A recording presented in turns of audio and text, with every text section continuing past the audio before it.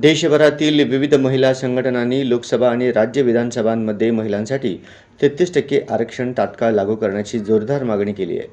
केंद्र सरकारने मंजूर केलेल्या नारी शक्ती वंदन अधिनियम 2023ची अंमलबजावणी विलंब न लावता करावी, अशी ठाम भूमिका संघटनांनी मांडली आहे.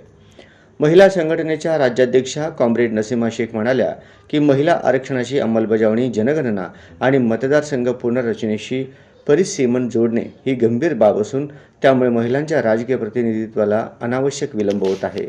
नारी शक्तीच्या नावाखाली महिलांच्या हक्कांना पुढे ढकलण्याचा प्रयत्न होत असल्याचा आरोप त्यांनी केला. त्यापुढे म्हणाल्या की महिला आरक्षणासाठी दीर्घकाळ चाललेल्या ऐतिहासिक संघर्षाची परंपरा आहे. संसदीय स्थायी समितीच्या माजी अध्यक्षा ज्येष्ठ नेत्या गीता मुखर्जी यांनी या विधेयकासाठी केलेल्या प्रयत्नांची आठवण करून देत हा लढा पुढे नेण्याची गरज त्यांनी अधोरेखित केली. महिला आरक्षणाच्या अंमलबजावणीला जनगणना व परिसीमनाशी जोडणाऱ्या अटी तात्काळ रद्द कराव्यात. लोकसभा व विधानसभांमध्ये 33% आरक्षणाची कालबद्ध अंमलबजावणी करावी. अंमलबजावणीसाठी स्पष्ट व पारदर्शक आराखडा जाहीर करावा. महिला संघटना व नागरी समाजाशी लोकशाही पद्धतीने सल्लामसलत करावी. महिला संघटनांनी विरोधकांनी सातत्याने महिला आरक्षणाला पाठिंबा दिल्याचा उल्लेख करत आता संपूर्ण जबाबदारी केंद्र सरकारवर असल्याचे म्हटले आहे. सरकार महिलांना तात्काळ न्याय देणार की त्यांचे घटनात्मक हक्क पुढे ढकलणार, असा सवालही त्यांनी उपस्थित केला. दरम्यान अखिल भारतीय जनवादी महिला संघटनेच्या वतीनं शनिवार दिनांक 2 मे रोजी जिल्हा परिषद पूनम गेट येथे महिला आरक्षणाची तात्काळ अंमलबजावणी करावी या मागणीसाठी धरणे आंदोलन करण्यात आले. जिल्हा अध्यक्षा शकुंतला पाणीभाते व राज्याध्यक्षा नसीमा शेख यांच्या नेतृत्वाखाली हे आंदोलन पार पडले. यानंतर जिल्हा सचिव कॉम्रेड शेवंता देशमुख यांच्या नेतृत्वाखालील शिष्टमंडळाने निवासी उपजिल्हाधिकाऱ्यांना निवेदन सादर करून मागण्यांकडे तातडीने लक्ष देण्याची मागणी केली.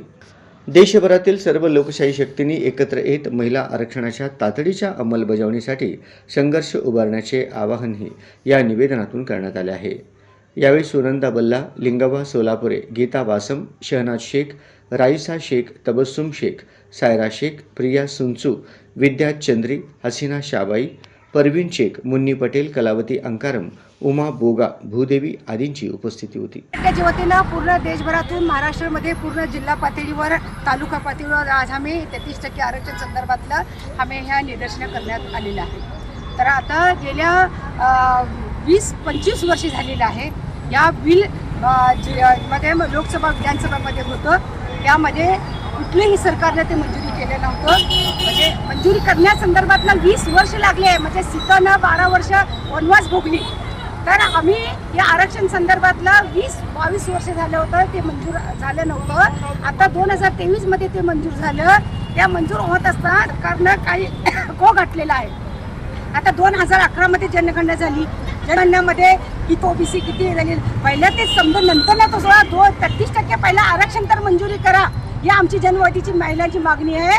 पुरुष प्रधान कुठलेही आरक्षणला द्यायला मंजुरी नाही आहे. म्हणजे त्यांची पुढची जाती त्यांची जगांना ते कसं करायचं, त्यामध्ये मग महिलाला द्यायचं असेल मग कुठलं तर ते अशी भाग म्हणून त्याने करणार आहे. सरळ पद्धतीनं तिची जनगणना झाली पाहिजे. आत्ता नाही आहे तर आता तुम्ही पहिल्या लोकसभा विधानसभामध्ये हे मंजूर करा. म्हणजे 33% आरक्षण देण्यासंदर्भातलं आता हे सरकार करत नाही आहे. आता 2011मध्ये जनगणना झाली. आता सरकार म्हणतं की आम्ही जनगणना करणार. मग जनगणना करून त्यांची सोयीचं ते जगा बघणार, महिलांना राखीव ठेवणार नाही आहे. तर आज स्थानिक स्वराज्य संस्थांमध्ये 33% आरक्षण झाल्यामुळे महिला स्वतःच्या पायावर स्वतःची निर्णय घ्यामध्ये